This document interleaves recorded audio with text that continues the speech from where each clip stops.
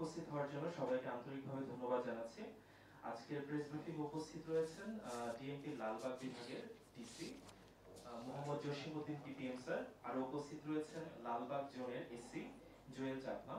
আমি ডিসি স্যারকে ব্রিফ করার জন্য বিনীত অনুরোধ জানাচ্ছি। শুরু করব। আপনারা রেডি আছেন? আপনারা সবাই রেডি আছেন? ধন্যবাদ। প্রিয় সংবাদকর্মী ভাই ও বোনেরাও আছেন, আসসালামু আলাইকুম। এসি মিডিয়া অলরেডি আমাদের পরিচয় দিয়েছেন। আমি আবারও বলছি, আমি মোহাম্মদ জসিমউদ্দিন পিপি মেম্বার, ডিসি লালবাগ হিসেবে কর্মরত আছি। আমার পাশে আছেন এসি লালবাগ জোন, যার নেতৃত্বে একটি আভিযানিক সফলতা এসেছে এবং আমরা একটা জাল টাকার বিষয়ে একটা অপারেশন অভিযান করতে সক্ষম হয়েছি। আমি একেবারে যদি শুরুটা এভাবে করি, গত 13 মার্চ দুপুর অনুমান 1 থেকে 1.5 ঘটিকার সময় কামরাঙ্গীরচর এলাকার মাতবর বাজার এলাকায় আমাদের একটা নিয়মিত চেকপোস্ট চলছিল। এই চেকপোস্টে আমরা 3 জন সন্দেহভাজন লোককে চ্যালেঞ্জ করি এবং তাদেরকে আমরা তল্লাশির আওতায় নিয়ে আসি। তো তল্লাশির আওতায় আনাকালে আমরা যে 3 জন পেয়েছিলাম, এই 3 জনের মধ্যে একজনের নাম হলো হানিফ গাজী, একজনের নাম সুমন, আর একজনের নাম হলো সুলতানা, একজন ভদ্রমহিলার সাথে ছিলেন। তো আমরা 3 জনকে যখন চেকপোস্ট করি, তল্লাশি করি, তখন সুমন গাজী এবং সুমন এবং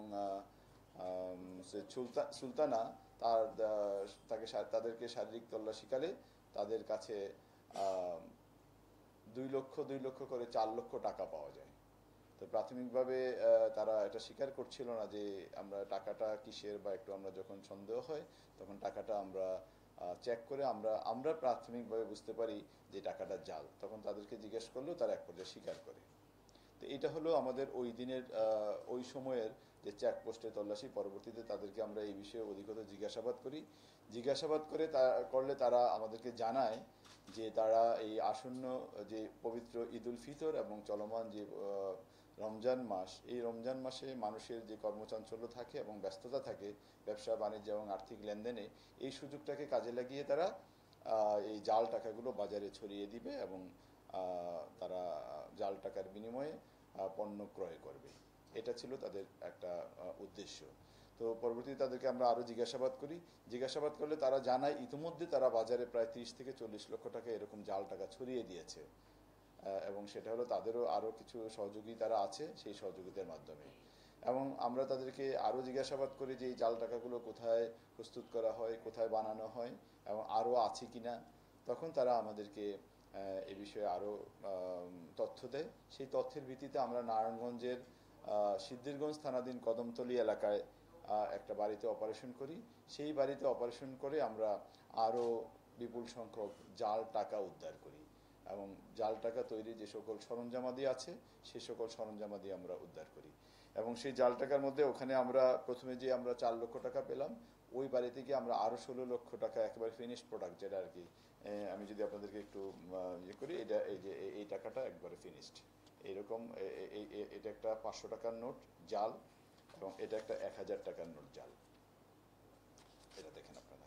এইরকম আমরা আরও 16 লক্ষ টাকা ওখানে পাই এবং প্রায় আংশিক প্রস্তুতকৃত এইরকম টাকা আমরা তাদের কাছে পাই। এটা হয়তোবা আরেকটু সময় পেলে তারা এটাও প্রিন্ট করে ফেলতো এবং এটা বাজারে ছড়িয়ে দেওয়ার জন্য তারা সব রেডি করছিল।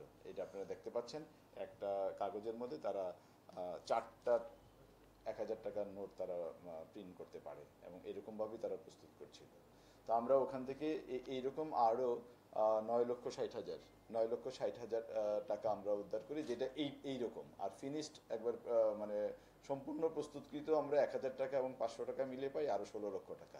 আর 16 লক্ষ এবং এটা হলো 9,60,000 টাকা। এটা হলো আমাদের টাকা। আর আমরা ওখান থেকে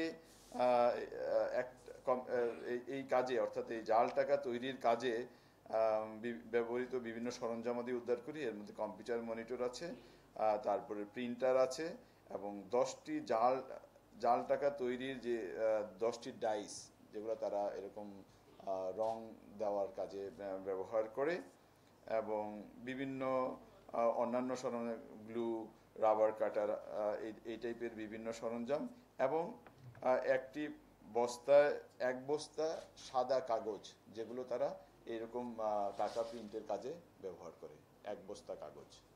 তো এটা হলো আমাদের উদ্ধারের পরিমাণ। এবং আমরা যে 3 জনকে, সুমন গাজী, দুঃখিত আমি হানিফ গাজী, তার বয়স 54 বছর, তার বাড়ি বরগুনা জেলায়, এবং সুমন 38, তার বাড়ি মাদারীপুর জেলায়, এবং আরেকজন ভদ্রমহিলা, ওনার নাম সুলতানা, ওনার বাড়ি বরিশাল জেলায়। এবং আমরা যেটা লক্ষণীয় এখানে যে বিষয়টা, এই 3 জনই অভ্যাসগতভাবে এরকম জাল টাকা প্রস্তুতকারী। আমরা দেখেছি হানিফ গাজী, আমরা তার প্রোফাইল চেক করে দেখেছি, হানিফ গাজীর নামে ঢাকা বিভিন্ন থানায়, ঢাকার মোহাম্মদপুর এবং ঢাকা জেলার কেরানীগঞ্জ, দক্ষিণ কেরানীগঞ্জ, ডিএমপি কোতোয়ালি, ডিএমপি কদমতলী এবং ডিএমপি কামরাঙ্গীরচর, দুঃখিত এটা কামরাঙ্গীরচরটা আমরা গতকালকে করেছি, 4টি মামলা, অর্থাৎ গতকালকে যে মামলাটি রুজু হয়েছে তার আগে 4টি একই ধরনের, অর্থাৎ জাল টাকা তৈরির যেই সংক্রান্ত বা প্রস্তুত করা সংক্রান্ত যেই মামলা, এরকম আরও 4টি মামলা বিভিন্ন থানায় রয়েছে। অর্থাৎ বোঝা যাচ্ছে সে এই বিষয়ে একজন অভ্যাসগত অপরাধী। এবং যে সুমন আছে, সুমনের বিরুদ্ধে এরকম এর আগেও কামরাঙ্গীরচর থানায় একটি মামলা, একই ধরনের একটি মামলা, স্পেশাল পাওয়ার একটি মামলা তার নামে রয়েছে। এবং সুলতানা, তার নামেও এর আগে আরও 5টি মামলা রয়েছে বিভিন্ন থানায়। অর্থাৎ আমরা বলতে পারি যে তারা অভ্যাসগতভাবে এই কাজটি করছে। এবং ইতিমধ্যে আমাদের এই ঘটনায় কামরাঙ্গীরচর থানায় একটি মামলা রুজু হয়েছে, এবং তাদের সাথে আরও কেউ জড়িত আছে কিনা এই বিষয়ে বিস্তারিত জানার জন্য আমরা তাদেরকে হেফাজতে এনে জিজ্ঞাসাবাদ করার প্রস্তুতি নিচ্ছি।